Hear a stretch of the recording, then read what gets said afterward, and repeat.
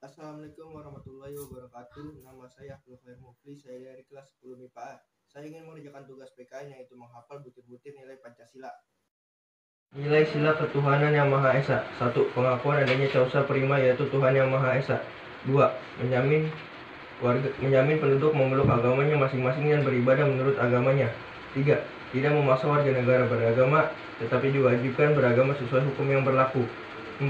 Ateisme dilarang hidup dan berkembang di Indonesia. 5. Menjamin berkembang dan tumbuh suburnya kehidupan beragama, toleransi antar umat dan dalam beragama.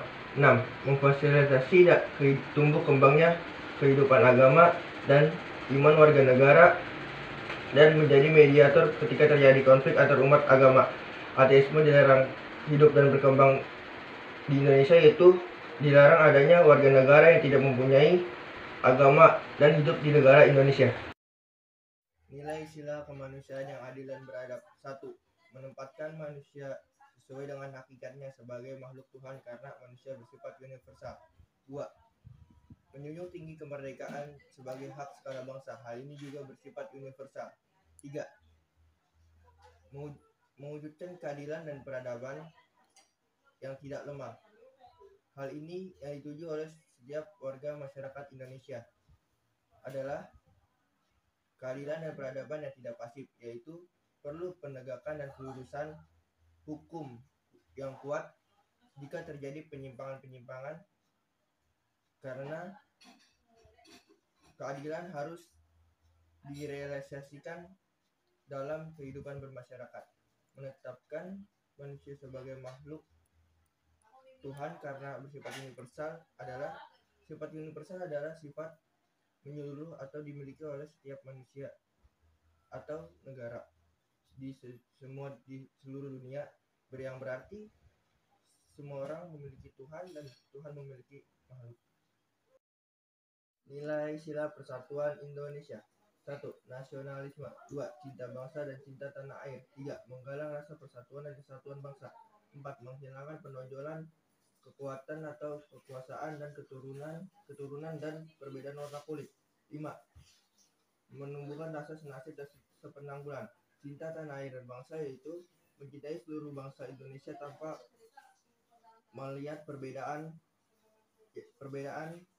di antara kita.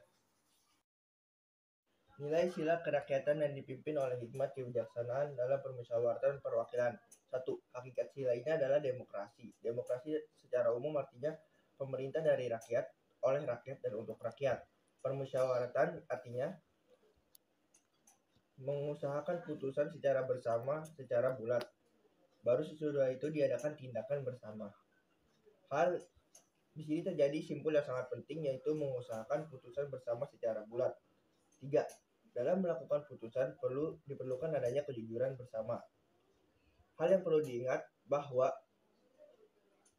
putusan bersama dilakukan secara bulat sebagai konsekuensi adanya kejujuran bersama. 4. Perbedaan. Secara umum, demokrasi di negara barat dan di negara Indonesia yaitu terletak pada permusyawaratan rakyat, yaitu di negara bagian barat pemilihan presiden dipilih oleh para pemerintah. Namun di negara Indonesia pemilihan presiden dipilih oleh rakyatnya sendiri. Nilai sila keadilan sosial bagi seluruh rakyat Indonesia. 1. Kemakmuran yang merata bagi seluruh rakyat dalam arti dinamis dan berkelanjutan. 2. Seluruh kekayaan alam dan sebagainya dipergunakan bagi kebahagiaan bersama menurut potensinya masing-masing. 3. Melindungi yang lemah agar kelompok warga masyarakat dapat bekerja sesuai dengan bidangnya. Kemakmuran yang merata bagi seluruh rakyat Indonesia dalam arti dinamis dan berkelanjutan, yaitu setiap warga negara Indonesia berhak mendapatkan perhatian dari pemerintah tanpa melihat perbedaan kekayaan, kekuasaan, dan sebagainya.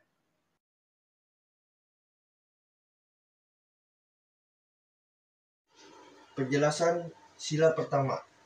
Yang pertama adalah mengakui adanya kausa prima, yaitu Tuhan yang Maha Esa. Di negara ini mengakui adanya Tuhan, dan setiap warga di negara ini pasti memiliki agama dan keyakinan masing-masing. Yang kedua adalah menjamin warganya memeluk agama dan beribadah masing-masing.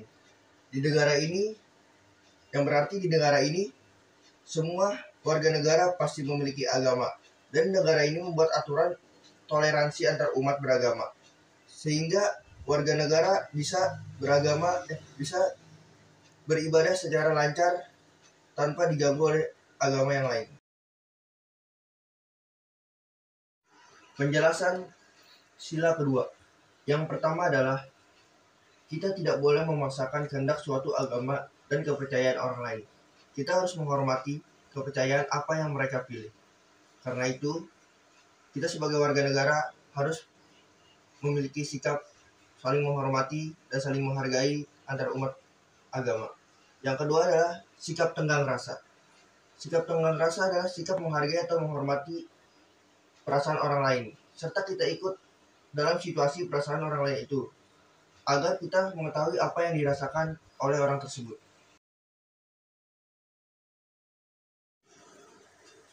Penjelasan sila ketiga. Yang pertama adalah nasionalisme.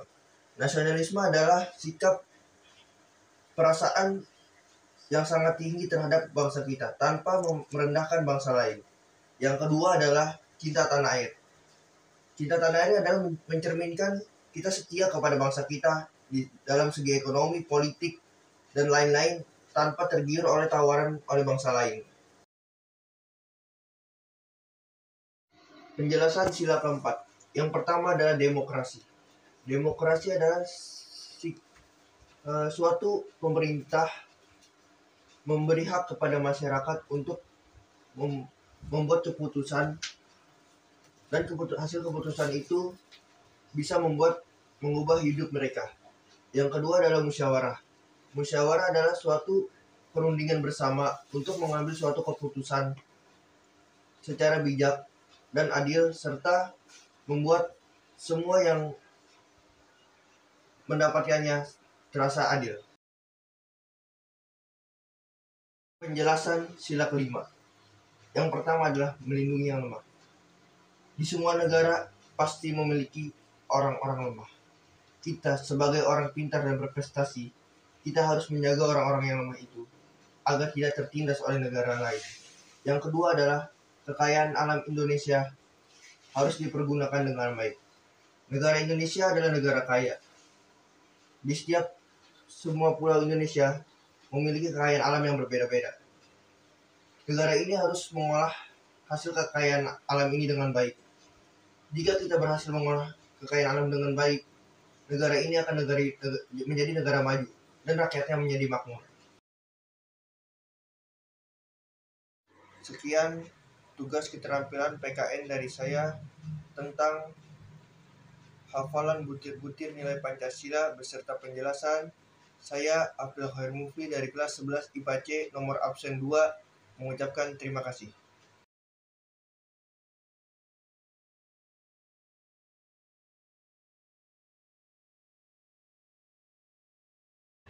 Yang penjelasan keempat adalah menjamin tumbuh kembangnya agama.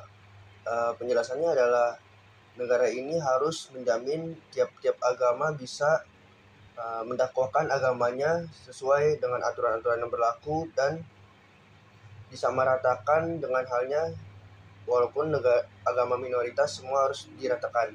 Yang kelima adalah negara memfasilitasi tumbuh kembangnya agama. Jadi setiap agama, pemerintah harus membuat kebijakan-kebijakan yang baik seperti membangun rumah ibadah itu harus dipermudah, karena itulah tujuan tumbuh berkembangnya agama.